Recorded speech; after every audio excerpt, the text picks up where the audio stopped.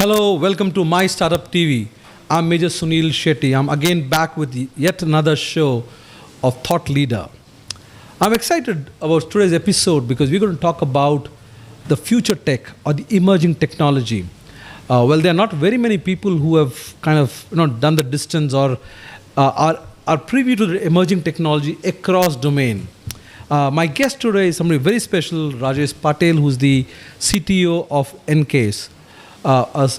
His specialty, he calls himself a student of cutting edge technology or cutting edge advancement that are happening in technology. He has a couple of decades of experience having worked in startups and also in corporates. His experience enabled him to understand or get insights or critical insights into innovation, security, and strategy. So let's get straight into the show and talk to Rajesh and understand what are the technologies that are categorized as emerging technologies, and what is the scope of this technology, what are the disruptions it's going to do, and more importantly, how can startup play a role in this? Rajesh, welcome to the show. Thank you so much for having me here. It's great to be a part of this. Looking forward to our conversation. So, Rajesh, for the benefit of the viewers, I want you to give a short brief about yourself, and also for them to know, what is that expertise that you bring in, and why I have got you onto the show to discuss about the emerging technology, given that you have the experience from having worked with startups and with corporates.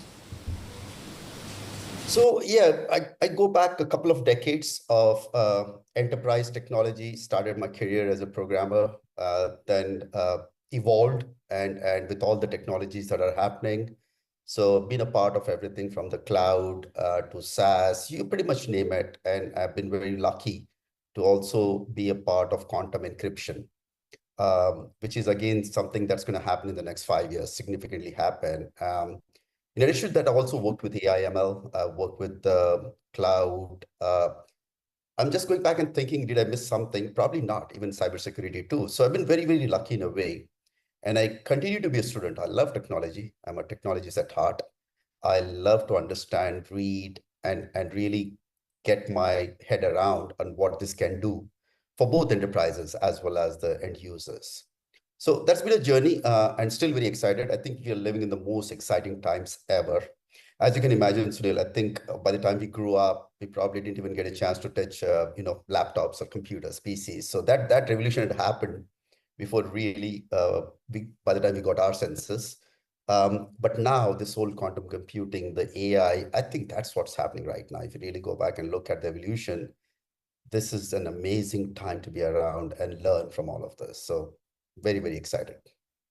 Well, I remember the days when in Paradise area there used to be an institute called BDPS, and I had an opportunity to get into the place to meet a friend, and what I saw was a blank screen with a cursor which was green in color, and the question I asked was, "What do you do?" And my friend said, "There's some codes or some commands that you have to give." And I said, "Wow!" And you don't see anything on the screen, nothing types. Imagine the days when the Word wasn't there, right? The Word document or the Microsoft operating system wasn't there. So yes, the distance, the journey has been from there where you saw a blank screen to the technology we are talking about today. Even if I don't go into emerging technology, to touch screen itself, I think as a generation we have seen all of that, right? Where you had to wear cover your shoes with a mask and then go into a computer room because somehow your dust would impact the computer. So yes. So now somebody like you has been through that journey, right? Seen all the different technologies coming at different times and keeping pace with it. How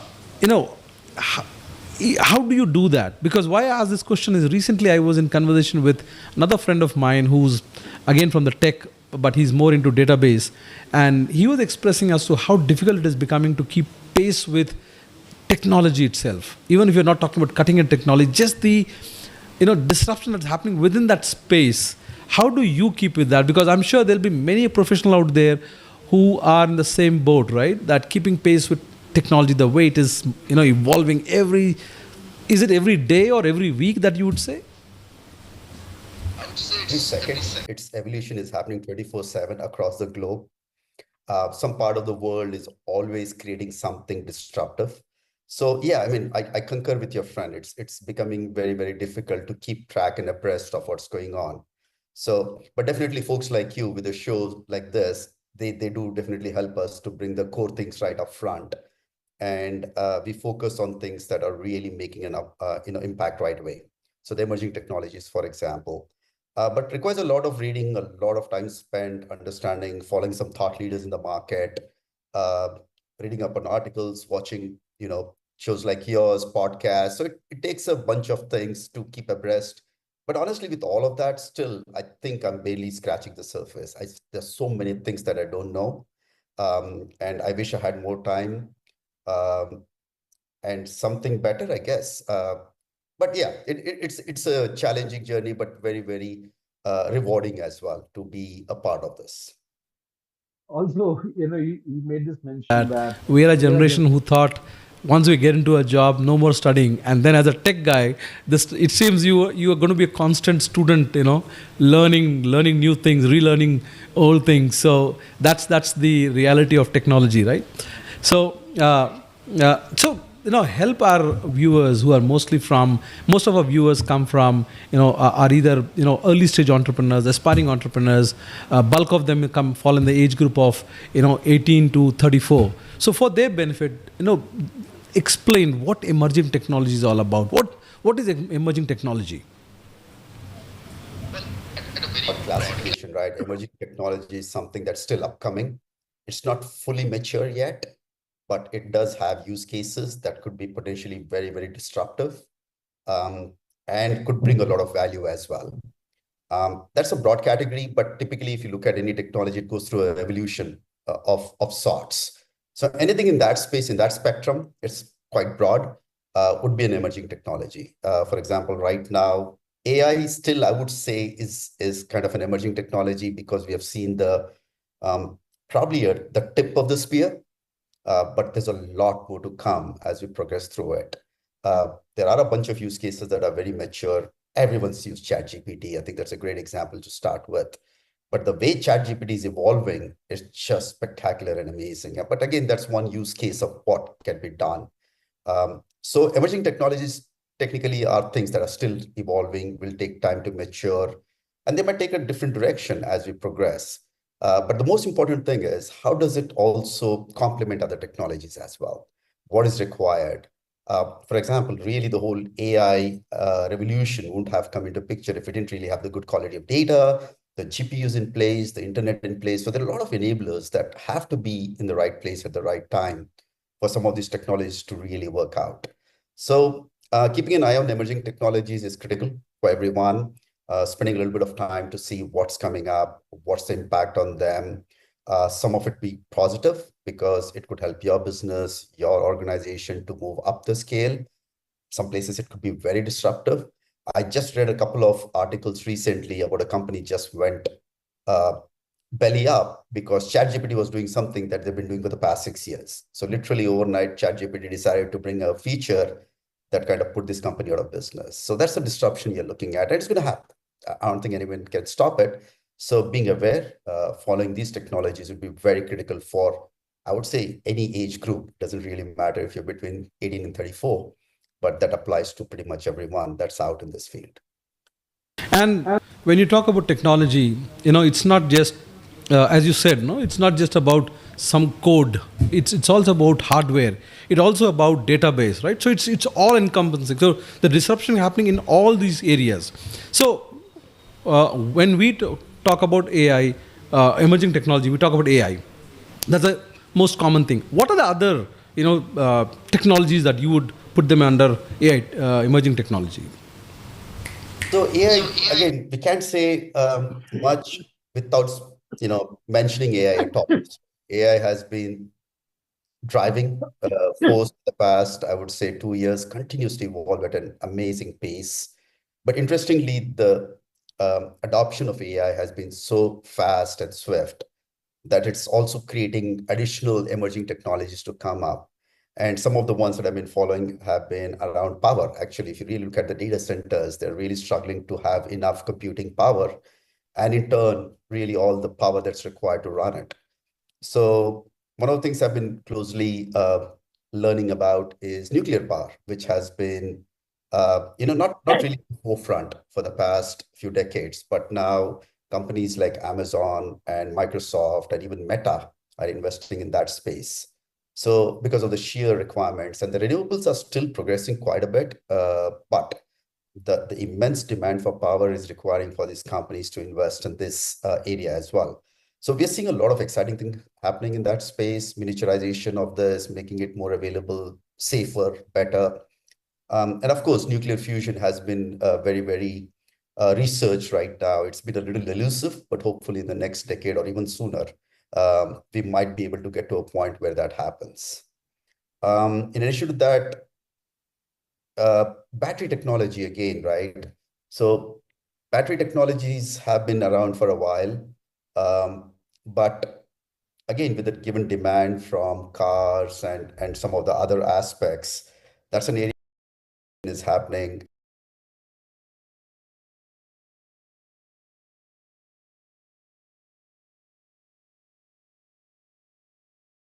More distance on that in cars. So things like that are really coming up. Sorry, we were talking about nuclear power, and I just lost power for a few seconds there. So, No, um, that's okay. so That's the very reason why we need, yeah, I the think emerging technology, right? yeah, I mean, it was just perfect timing, right? I just started, talking about power, and boom, you lose power for a few seconds. So those are the things that are happening that are directly related. There are other areas like quantum and other areas that are really, really upcoming. I would call them the absolute emerging technologies, and we'll see how things progress in the next. I mean, for us, emerging technology visibility is about between 6 to 12 months. Anything beyond that might be a little stretch. But what do we do? What can we do in the next 6 to 12 months would be critical and important. You know, a decade ago, when I think it was over a decade ago when touch technology came in, we were thinking that was the peak of technology, and then iPhone opened up the floodgates for apps to come in, and then we thought apps were the ultimate thing, right? And today we are talking about quantum computing, nuclear energy for powering all these huge data centers, AI. It looks like the whole, when you think of all these, or when you talk about all this together, it's absolutely mind-boggling. How do you see, I mean, from as a technology person, from a common person, okay, these are technologies we hear, we talk, we don't get to see it. It's something like a surgeon, right? Operation theater. Everybody knows, okay, he's going to cut open a patient and perform a surgery on it. But the surgeon knows what exactly is going to happen inside the, inside the operation theater. And you are the technology, somebody who looks at the technology, who's been following technology, who's part of the technology. Can you just paint the picture of your own feel when you get into it every day and kind of read it, see it, do it? How does it feel? What are thoughts go through your mind? Oh, yeah, see, the art of the possible with all of these technologies is humongous. I mean, it's just, there's no limit to it. I think our imagination is unlimited, and most of the technologies you mentioned have been imagined through science fiction and whatnot, right? So when I look at this, just the possibilities are amazing. And one of my favorite is I'm looking forward to the day where we can run the AI models on quantum computers. So that's going to be a huge, huge game changer. Um, so, but at the end of the day, all of these technologies have to mean something to someone. You talked about phones. It's a great level. It's leveled the playing field for everyone across the globe. Anyone with a phone and internet connection can do so many things today. I've seen people who have had zero education making and teaching people how to cook from remote villages. I mean, that's just amazing. The way, and it's inspiring too, and what they're able to do. Kids are able to learn things remotely in some part of the country, which was not accessible to them. So all of this is coming together and really is making things better for everyone, for the average citizen as well. That's the most important thing as it trickles down into the society. That was a great example of what you just said. And I was just reading an article a couple of days back about a remote surgery. A surgeon in US was operating on a patient somewhere else using robotics. And this was really, really precision, surgery. That's another avenue with technology, right? I mean, the surgeon doesn't have to be in the physical location, or the patient doesn't have to be there. You could be anywhere in any part of the world, as long as you have a stable internet connection and, of course, power. You can actually get the best healthcare possible, right? So all of these coming together, making things better, educating people, giving them access to information, it's limitless. A friend of mine has a company that helps farmers with drone technology for doing everything, looking at the number of pests, how do you plant it, how do you spray the pesticide, how do you even put down the fertilizer. So the drones, again, an amazing set of technologies that are helping everyone from the ground in the villages to people like us. At some point, slowly, we should be getting our pizzas and Amazon delivered by drones, right? I mean, you've seen, you come from an army background. The ongoing wars in the last 2, 3 wars have pretty much been around drones and centered around drones. So that's another area in technology that's going to evolve and get much, much more embedded into our lives. So all of this coming together is the exciting part. Again, as I said, very, very exciting times for us to be living and learning in. And it looks like we're going to be in a world where we're going to live every day a sci-fi Hollywood movie in our day-to-day lives, with robotics and all these things. In fact, today I had a very amazing personal experience. We all heard of Starlink, right? And yeah, and I mean, okay, we all have read it. I've read about it. I knew, okay, it's going to be better than what the landline or the lease line or the Wi-Fi would do. So today in the afternoon, I got a call from my cousin who's in the merchant navy, and it was his India number. And I started talking. Then I asked him, "Oh, you're back in India?" He said, "No, I'm right now crossing South Africa and I'm on my way to US." And I said, "Then, how do you calling?" He said, "I'm using Starlink." And I was like, "Wow, that audio, his audio is so crisp." I said, "You don't get this kind of thing when you're in your hometown." So I had that experience of actually talking to somebody on a Starlink, and I said, "Wow, that is amazing." So I thought, I told him I'll be hosting you on a show to just to demonstrate how Starlink works. So that's the technology we're talking about, right? It's going to impact our lives day to day. So in your experience, when you talk about quantum computing, you talk about AI. Okay, in some ways we already know what it's doing, but when you talk about the nuclear world or the EV, the charging station, the power stations, all of that, if you take all of these together, and then if you can paint a picture of how it's going to impact our lives, day to day, in our day to day lives. Everything that we're working towards has to be accessible and sustainable. I think those are the two key words. The first part, I think we're getting there. And accessibility, again, it has multiple dimensions to it. It's just access to the right technology, but also it has to be cost effective. It has to be making some impact on the life. And though the phones have been a great enabler for a lot of these things, but we're spending a lot of time on watching reels as well. So that probably is one of the drawbacks. But putting that aside, you're looking at sustainability, I think, would be the key going forward. How can we do all the things that we're looking to do, but still make it sustainable?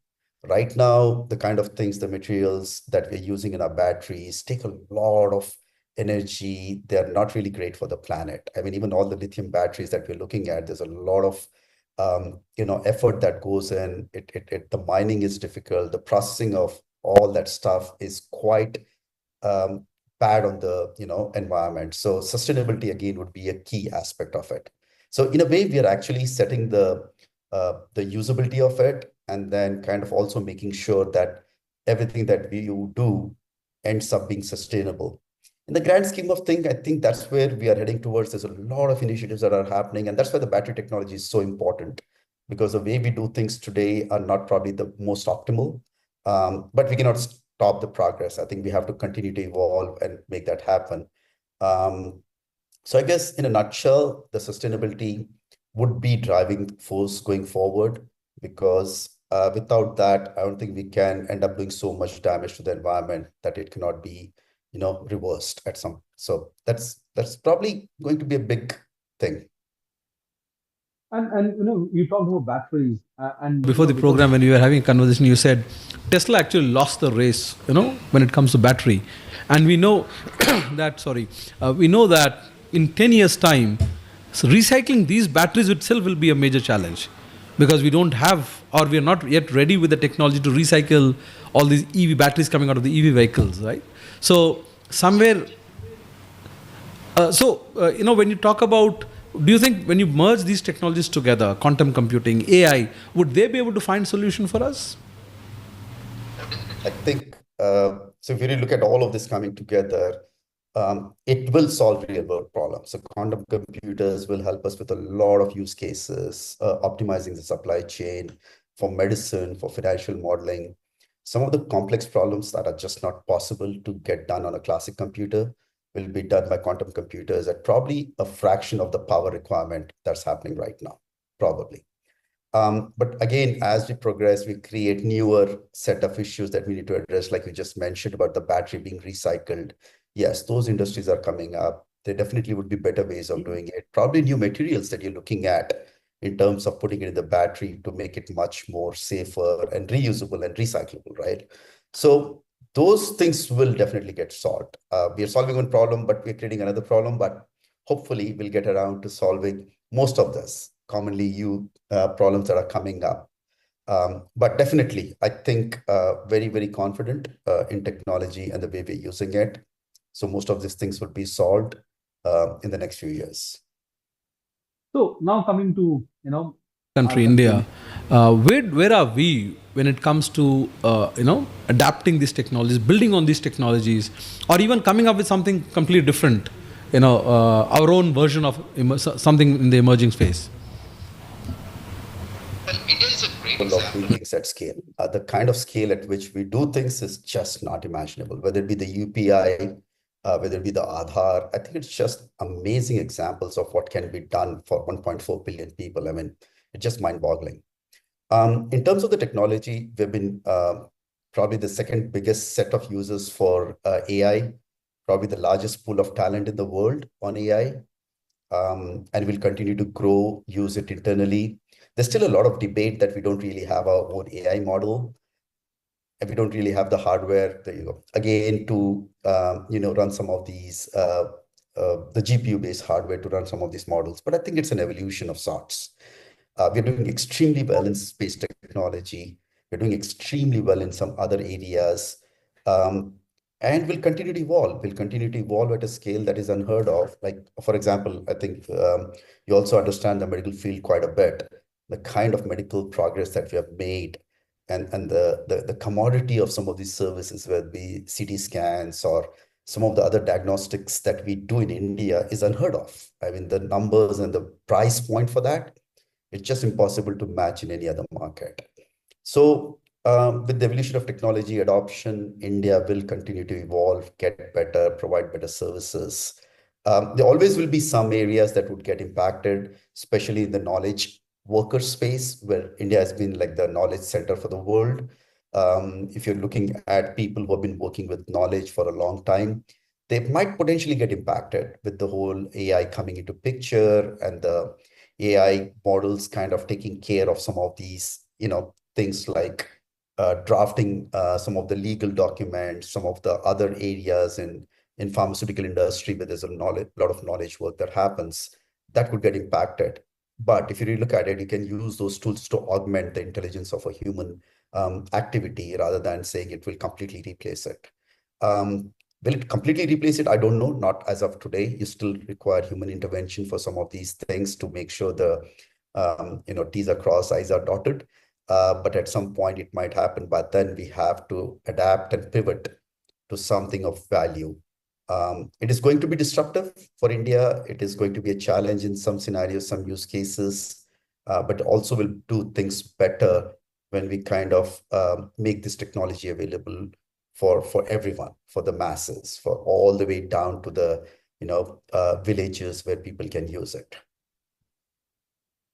So now, with that, what given that this is going to be, the disruption is here, businesses are going to be impacted, people are going to be impacted. What can businesses do, to be ready for it, or at least find, go to the next level, or build something around it, or build defenses around what's happening, or create something? What can they do? Looking at two key aspects, right? If you're an established business like an enterprise, a medium to large organization, then you do have use cases. You're potentially looking at all the use cases you can implement the AI with, or some of the other emerging technologies, right? That is typically enterprises start off small, they do a pilot, and then they go full blown, all in kind of an approach. There are the startups that end up being a little bit more dynamic, risk taking. They would just go ahead and start using it, see how it pans out, and then make a decision to whether continue with it or not. In addition to this, there's another kind of a dimension where companies would come up, things that never existed before would come up and start creating a value for consumers, for companies. So all of this is going to happen. While the traditional companies would continue to adopt and evolve, startups will do what they've been doing, risk-taking, and just go at it. But new business models will come up, things that around AI, around all the technologies that we talked about in terms of the emerging suite of things. So that's what's going to happen, and it is happening right now. I don't think anyone in India is really waiting for anything more to happen. As and when it happens, we are doing it, and we're also contributing significantly to that ecosystem. India has been, again, the largest workforce in AI in the world. So a lot of evolutions that on the business side of things in some of these countries that you're looking at are probably happening from India. So between all these, large corporations, MNCs on one side, MSMEs on the other side, where is space for startups?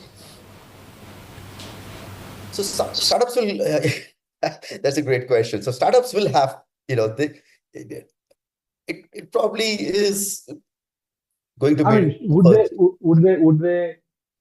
should they go for building cutting-edge technology on their own? Or should they collaborate, come up with something, a small piece in a big, in a big pie, and then say, okay, this is what I do better, this is what I'm going to do, and then give it to a big, large corporation? Where is the space for them? They should take the risk and just go in and say, I'm going to go in and disrupt this. I mean, case in point, we are looking at a couple of startups in the space industry in India, right? I'm amazed at what they have done in the past 5 years, the kind of progress they have made in the space technology. And I've talked to a few other companies that are doing something very, very spectacular in the space, which is, again, another area of emerging technology. So I think the startup should just go at it, not hold anything back. You pick an area of disruption you want to cause and just go at it and see what happens. The advantage of a startup is you're lean. You can really pivot very fast. You can learn fast. You can unlearn fast, and then do it. And failure is a part of the equation. I don't think the fear of failure should stop us from doing anything. So startups should just pick an area they have their heart in and go at it. And I'm looking at so many startups. There's been a bit of a shakeup, to be honest, in the AI space. A lot of companies who had this ancillary AI models, chatbots and all, they're struggling right now simply because ChatGPT and a bunch of these companies are doing it much better, faster, and a part of the platform. But there's so many more that are creating value around that. So that will continue to happen. It's, again, we're at a point where things are pivoting. It's an inflection point. Even the Y Combinator, I was just looking at the data, and there's so many companies around AI. Almost like 80% of the companies are AI based now, which was like less than 40% last year. This year is 85%, I think, if I'm not mistaken, of companies are in and around AI, which is a lot. But that's going to happen for another couple of years, and things settle down, technology matures, adoption kind of hits a plateau, and we'll probably get back to something else. Well, last week I had a conversation with one of the founders of a startup, and something that he was trying to build, almost about a decade ago, and his team could not do it because they did not have the right people with the right skills. And he called up last week and really excited, though the startup is closed, but he called up and he said, you know what, Major, remember the thing I was building? We could do it using AI. And this was just two-man team. And so I said, there you go. Technology you don't need to fear technology. You can now leverage technology, even as a startup. So basically, whether you're an MNC or a startup, you are coming on the same platform. As long as you know what to do with it, I think you have the fair chance, both of you, isn't it? That's very true. Like talked about earlier, right? So the technologies are in place. We have so many enablers in place right now. You don't really have to think about the cost of internet, access to internet in India right now.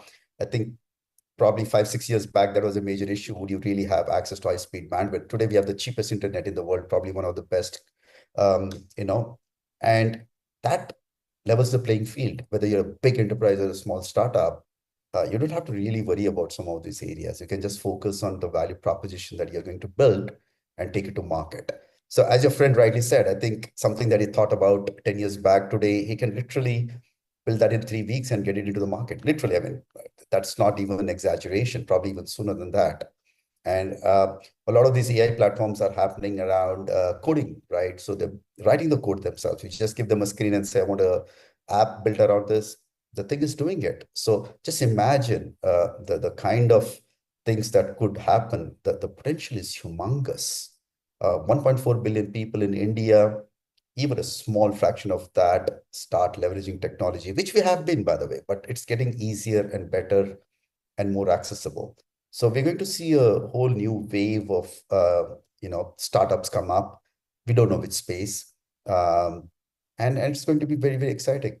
Everything comes back to one point. We are living in exciting times.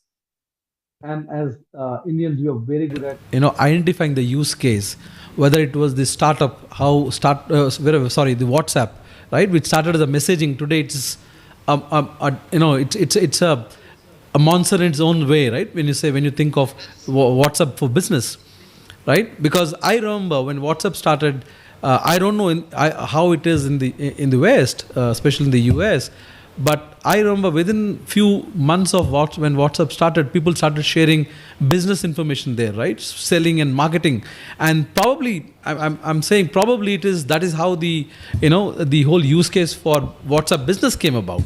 See, think of Instagram. Instagram was supposed to be a social media, not for selling products, but we kind of changed all that, right? So we are very good at identifying use case for technology. I think that's the strength of India and our people, that we can find. You give us the technology, we'll know where to fit it. So I think going forward, that's what we're going to do. Any message that you have for all those young young people who are still in the colleges or just come out of the college, as to what should they be looking at when they look at this huge canvas of emerging technology? Well, my only my 2 cents of advice will be have fun while you're in college. But beyond that, I think it is to have one thing, that is your ability to learn very quickly. That is going to be the most important thing.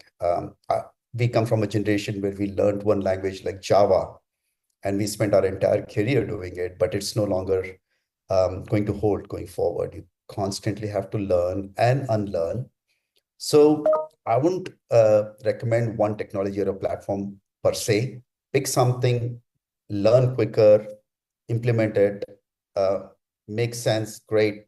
If not, move on to something else. Again, this is not being a jack of all trades, master of none. That's not the case. It's more of learning all the technologies, bringing it together and making things happen. If you had to build something in AI/ML about 3-4 years back, you literally had to spend 4 years of serious education, come out, build something that literally got replaced by ChatGPT in about 5 minutes. So technology is going to evolve. It's not going to wait for anyone. So the most important thing I would say is your ability to learn. How soon can you learn? How soon can you implement? Try it out. Failure will be a part of it, and then move on. That's it. Viewers, we are with Rajesh Patil, who's seen technology emerge or evolve over 2 decades. He's been with startups, he's been with MNCs, big large corporates, and today he's the CTO of one of the leading quantum computing companies. Rajesh, before I let you go, My Startup TV, we are a media house. dedicated for startups and entrepreneurs. What are your thoughts about the kind of work we've been doing for the last 6 years? So I've been following you, Sunil. I've known you for a long time now, so I know about your venture. I've been following it. So it's a great place to bring, connect things. For me, it's a platform to learn, understand. So the things that you do in terms of curating the content and being very specific and helping everyone understand what's going on, connecting people, I think brings a lot of value. As I said early on during the conversation, program like yours definitely helped me understand what's happening in the market right now. What's the technology evolving? What's the market need? So a great enabler. So you're adding to the ecosystem, you're enabling it, you're making it happen. So again, your contributions definitely are there in terms of what's happening in our ecosystem. So thank you for that, for you and your team to be able to do this and continue to do it. I know it takes a lot of tears, sweat, and blood to get it done. So thank you, guys. Just thank you for that. Viewers, if you want to be part of such interesting conversation, join us Monday to Saturday, 4 to 6 p.m. for the live show. Our live shows are Founder Talk, which is from 4 to 5 p.m. And then our Thought Leader show every day is from 5 to 6. Thank you very much for joining us, and we hope to see you again tomorrow. Rajesh, thank you for being on our show. Thank you, Sunil. Take care. Thank you. Bye.